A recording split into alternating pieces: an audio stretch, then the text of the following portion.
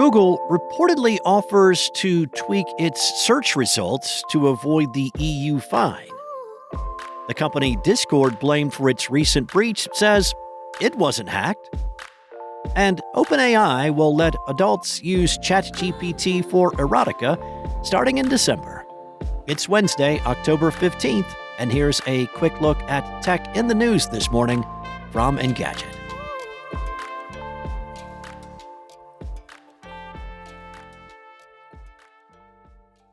In order to avoid paying billions of dollars in fines for violating the European Union's Digital Markets Act, Google is considering changing how search results are displayed. That's according to a report from Reuters.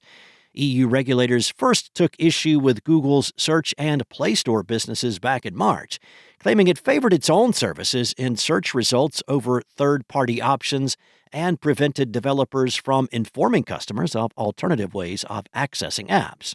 Now, one of the regulator's main issues with Google search was that Google appeared to favor results from services like Google Flights or Google Hotels over ones from vertical search services, or VSSs, providers that specialize in displaying search results from a specific industry, like Expedia or Hotels.com. Now, to avoid fines, Google now wants search to give VSS businesses equal treatment in results. Results from Google's own services will still exist with the same formatting alongside, and the winning VSS box will be displayed in search results based on objective and non-discriminatory criteria. Now, importantly, search results from actual airlines and car rental companies will not be excluded. They'll also appear in a box above or below the VSS box, depending on the relevance to the user's query. Like Apple, Google faces significant scrutiny from the EU because of its monopolistic control over its various platforms and services. The threat of fines from the DMA has forced Apple to open up its products to third-party app stores, among a host of other changes. Clearly, Google is willing to tweak what once seemed like untouchable pillars of its business to avoid fines. Whether these proposed changes will be enough for the regulators, though, remains to be seen. Customer service support company 5CA has released a statement contradicting claims by Discord that it was the victim of a hack last month. On October 3rd, Discord disclosed a data breach that the company says included a small number of government IDs, like driver's licenses and passports, which some users had submitted to verify their ages. Days later, the company updated its statement to name 5CA as the target of the hack, which Discord contracts with as part of its customer service efforts. It also disclosed that the small number of government IDs encompasses roughly 70,000 users. Now, in the statement, the company said, "We are aware of media reports naming 5CA as the cause of a data breach involving one of our clients. Contrary to these reports, we can confirm that none of 5CA's systems were involved, and 5CA has not handled any government-issued IDs for this client. All our platforms and systems remain secure, and client data continues to be protected under strict data protection and security controls." 5CA went on to explicitly state the incident occurred outside of our systems and that 5CA was not hacked. 5CA says that a preliminary investigation showed that the incident may have been the result of human error, though it offered no details as to what exactly that implies. In a recent interview with Bleeping Computer, the hackers who claimed responsibility for the breach said they had access to Discord's Zendex account for 58 hours in September.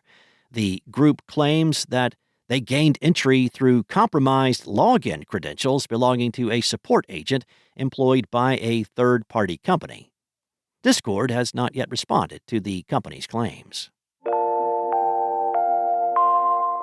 According to a new post from CEO Sam Altman, OpenAI plans to open the floodgates to more adult uses of ChatGPT starting in December. The company announced that it would add parental controls and automatic age detection features in September. And it seems like a benefit of sorting out children from adults is an ability to offer more freedom in what ChatGPT can show users. Altman said, "In December, as we roll out age gating more fully, and as part of our treat adult users like adults principle, we will allow even more, like erotica to verified adults. Some avid ChatGPT users already regularly manipulate the chatbot to engage in NSFW conversations, but Altman's announcement sounds more like tacit approval from OpenAI that those use cases are okay. The company signaled something similar during its Dev Day 2025 announcements when its new guidelines for developers creating apps for ChatGPT shared that support for mature experiences will arrive once appropriate age verification and controls are in place. After December, it sounds like adult interactions with ChatGPT or apps the chatbot can access are fair game. All of these changes are being made in the shadow of disturbing stories of the seemingly negative influence ChatGPT can have on users, including the death of 16-year-old Adam Rain, who allegedly used ChatGPT to plan his own suicide. Reducing the chatbot's sycophantic qualities with the release of GPT-5 was one of the ways OpenAI tried to address the mental health impacts of ChatGPT, along with built-in notifications to remind users to take breaks. It's hard to definitively say whether these tweaks have made a difference, but combined with age gating, it is clear OpenAI feels comfortable giving its chatbot a longer leash. Thanks for listening. There's more to these stories and more tech news at Engadget.com. This episode featured journalism from Ian Carlos Campbell and Andre Revilla, and was voiced and produced from the sound studios of Spoken Layer. Enjoy your day, and I'll be back tomorrow with more tech news from Engadget.